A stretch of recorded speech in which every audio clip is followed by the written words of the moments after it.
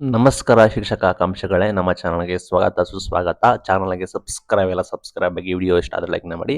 ಶಿಕ್ಷಣ ಇಲಾಖೆ ನೇಮಕಾತಿ, ಶಿಕ್ಷಕರ ನೇಮಕಾತಿ ಸಚಿವ ಮಧು ಬಂಗಾರಪ್ಪ ಅವರು ಗುಡ್ ನ್ಯೂಸ್ ಹೊರಡಿದ್ದಾರೆ. 10,000 ಶಿಕ್ಷಕರ ನೇಮಕಾತಿ ಕೂಡ ಆಗುತ್ತೆ. ಸಂಪೂರ್ಣ ಮಾಹಿತಿಯನ್ನು ತಿಳಿಸ್ಕೊಡ್ತೀವಿ. ಸಬ್ಸ್ಕ್ರೈಬ್ ಆಗಿ ಸಪೋರ್ಟ್ ಮಾಡಿ. ಮುಂದಿನ ಶೈಕ್ಷಣಿಕ ವರ್ಷಕ್ಕೆ 10,000 ಶಿಕ್ಷಕರ ನೇಮಕಾತಿ ಮಾಡ್ತೀವಿ ಅಂತೇಳಿ ಸಚಿವ ಮಧು ಬಂಗಾರಪ್ಪ ಅನೌನ್ಸ್ಮೆಂಟ್ ಕೂಡ ಮಾಡಿದ್ದಾರೆ.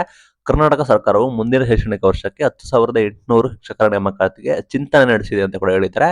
5,000 ಸರ್ಕಾರಿ ಶಾಲೆಗಳಲ್ಲಿ 160 ಕೋಟಿ ವೆಚ್ಚದಲ್ಲಿ ಕಂಪ್ಯೂಟರ್ ಪ್ರಯೋಗಾಲಯ ಮತ್ತು ಸ್ಮಾರ್ಟ್ ಕ್ಲಾಸ್ಗಳನ್ನು ಸ್ಥಾಪಿಸಲಾಗಿದೆ ಅಂತ ಹೇಳಿದರೆ, ಶಿಕ್ಷಕರ ಕೊರತೆ ನೀಗಿಸಲು ಈ ಕ್ರಮಗಳು ಮತ್ತು ಶೈಕ್ಷಣಿಕ ಸುಧಾರಣೆಗೆ ಈ ಚಿಂತನೆ ನಡೆಸಿರುವುದಾಗಿ ಅವರು ಹೇಳಿದ್ದಾರೆ. ಅಂದ್ರೆ ನಿಮಗೆ 10,800 ಶಿಕ್ಷಕರ ನೇಮಕಾತಿ ನಾವು ಮಾಡ್ತೀವಿ ಅಂತ ಕೂಡ ಹೇಳಿದ್ದಾರೆ.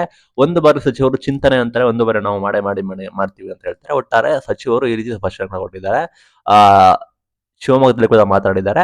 ಮುಂದಿನ ಶೈಕ್ಷಣಿಕ ವರ್ಷಕ್ಕೆ ನೆಕ್ಸ್ಟ್ ಅಕಾಡೆಮಿಕ್ ಇಯರ್ಗೆ ಅದಕ್ಕೂ ಮುನ್ನ ಅಂದ್ರೆ ಅಕಾಡೆಮಿಕ್ ಇಯರ್ ಸ್ಟಾರ್ಟ್ ಆಗೋಕ್ಕಿಂತ ಮುನ್ನ ಅಂದ್ರೆ ಜೂನ್ಗಿಂತ ಮೊದಲು ನಿಮಗೆ ರಾಜ್ಯ ಸರ್ಕಾರವು ಸರ್ಕಾರಿ ಮತ್ತು ಅನುದಾನಿತ ಶಾಲೆಗಳಲ್ಲಿ 10,800 ಟೀಚರ್ ರಿಕ್ರೂಟ್ಮೆಂಟ್ 10,800 ಶಿಕ್ಷಕರ ನೇಮಕಾತಿ ಮಾಡುವ ಚಿಂತನೆ ನಡೆಸಿದೆ ಅಂತ ಹೇಳಿ ಶಿಕ್ಷಣ ಮತ್ತು ಸಾಕ್ಷರತಾ ಸಚಿವ ಮಧು ಬಂಗಾರಪ್ಪ ಅವರು ಅನೌನ್ಸ್ಮೆಂಟ್ ಕೂಡ ಮಾಡಿದ್ದಾರೆ.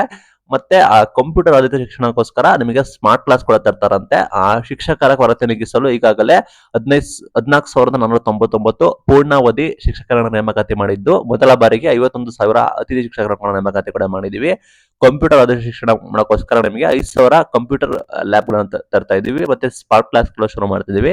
ಸರ್ಕಾರ ಅನುದಾನ ನೀಡಿದೆ ಅಂತ ಹೇಳಿ ಮಾಹಿತಿ ಕೊಟ್ಟಿದ್ದಾರೆ. ಒಟ್ಟಾರೆ ನೆಕ್ಸ್ಟ್ ಅಕಾಡೆಮಿಕ್ ಒಳಗಡೆ ಅನುದಾನಿತ ಶಾಲೆಗಳಲ್ಲಿ ಸೇರಿ ನಿಮಗೆ ಬರೋಬ್ಬರಿ 10,800 ಶಿಕ್ಷಕರ ನೇಮಕಾತಿ ನಾವು ಮಾಡ್ತೀವಿ ಅಂತ ಹೇಳಿ ಸಚಿವ ಮಧು ಬಂಗಾರಪ್ಪ ಅವರು ಹೇಳಿದ್ದಾರೆ. Good news. Thank you.